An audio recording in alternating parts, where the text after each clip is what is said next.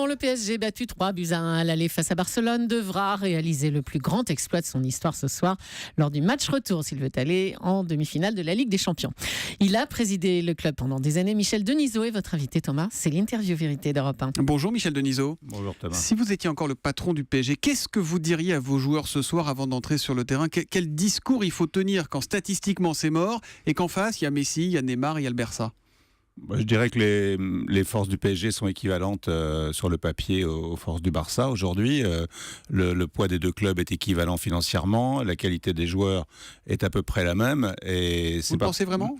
Oui, je pense que des joueurs comme Verratti, Ibrahimovic, enfin pas tous les cités, sont à peu près du même niveau que les joueurs du Barça, pas sur toutes les lignes peut-être. L'attaque du Barça effectivement est exceptionnelle, mais sur les autres lignes, je pense pas qu'il y ait des gros écarts. Et puis les discours des présidents, vous savez, ils sont pas fondamentaux parce que c'est pas au moment du match que les joueurs sont à l'écoute le plus, c'est plus dans la façon dont les choses sont préparées, et c'est s'isoler du monde et c'est ne plus rien écouter d'autre que sa passion, que sa conviction, et de créer au sein du groupe quelque chose d'exceptionnel. Alors ça arrive ou ça arrive pas. Ça veut dire que ça va jouer là dans la tête en fait. Paris peut se qualifier ce soir ? Oui, bien sûr, on l'a déjà vu. Enfin, j'ai eu la chance dans le passé de perdre 3-1 contre le Real et que le PSG se qualifie 4-1 au retour. Donc ça arrive. Et puis il y a 20 ans et un mois, le PSG... le retour c'était au Parc des Princes à l'époque. Oui, c'est vrai.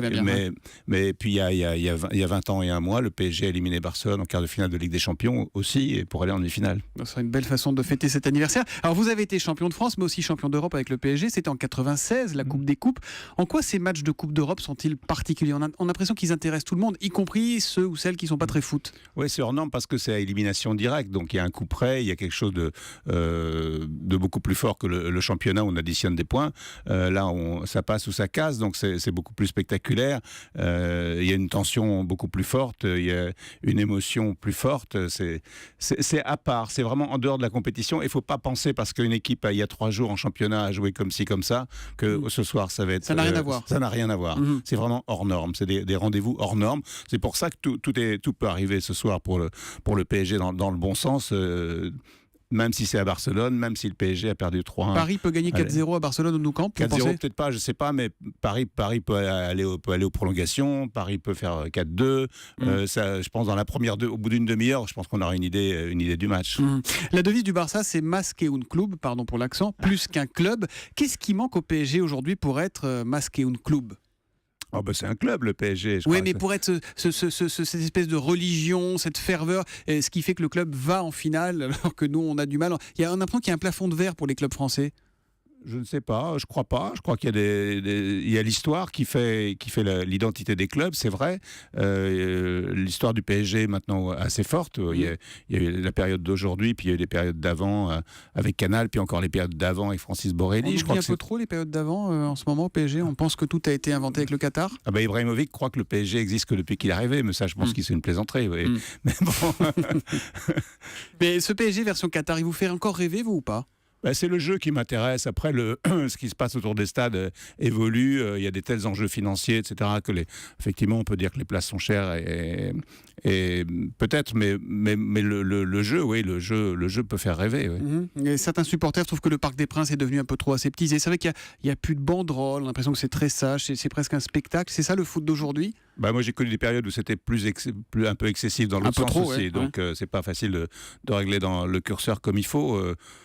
Oui, je ne sais pas si Paris est en fait une grande ville de football, parce que c'est la seule capitale européenne où il n'y a qu'un club en Ligue 1. Je pense que ce serait bien qu'il y en ait 2. Vous avez une idée derrière la tête, peut-être ? Pas moi, non, mais sûrement d'autres gens, oui. Est-ce que le foot est trop aseptisé aujourd'hui ? Il y a eu cette polémique avec ces deux clubs, donc le PSG et l'OM, qui ont décidé que les journalistes de Canal et Editélé n'étaient plus les bienvenus, ne pouvaient plus poser de questions à cause des fameuses images d'Ibrahimovic et de Payet.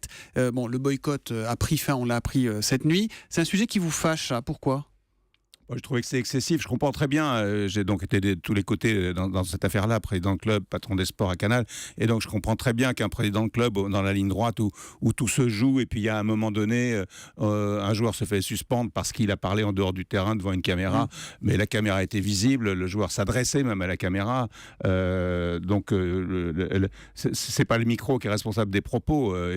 C'est une évidence. Donc, oui, je comprends très bien qu'il y a un coup de sang, mais je comprends pas que ça s'installe dans la durée. Et la preuve, c'est que ça s'est arrêté hier. C'était un coup de sang donc, de Zlatan Ibrahimovic. Il sera de retour ce soir, Ibrahimovic, sur le terrain. Il n'avait pas joué le match aller, suspendu.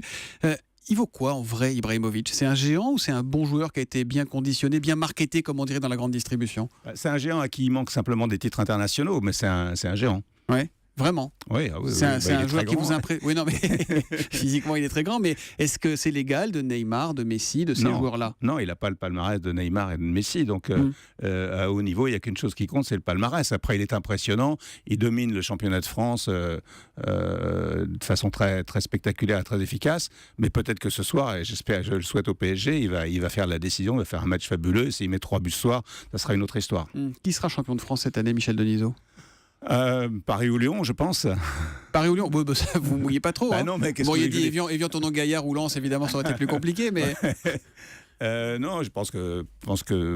Non, je ne sais pas aujourd'hui. Je pense que le match de ce soir va être très important à tout point de vue. Il est important évidemment pour la Ligue des Champions parce que l'objectif de Paris, c'est de la gagner.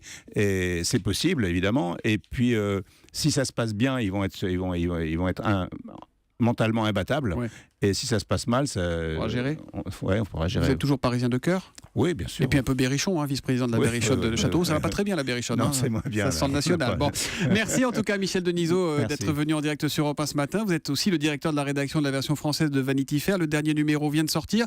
Jack Nicholson, raconté par Angelica Houston. C'est assez classe quand même en couverture. Il n'y a pas un mot de football là-dedans ce mois-ci, vous vous rendez compte ou pas? Oui, mais non, on ne parle pas beaucoup de football, mais il y a d'autres titres dans le groupe qui parlent de foot. Merci, bonne journée, Michel Denisot. Europe 1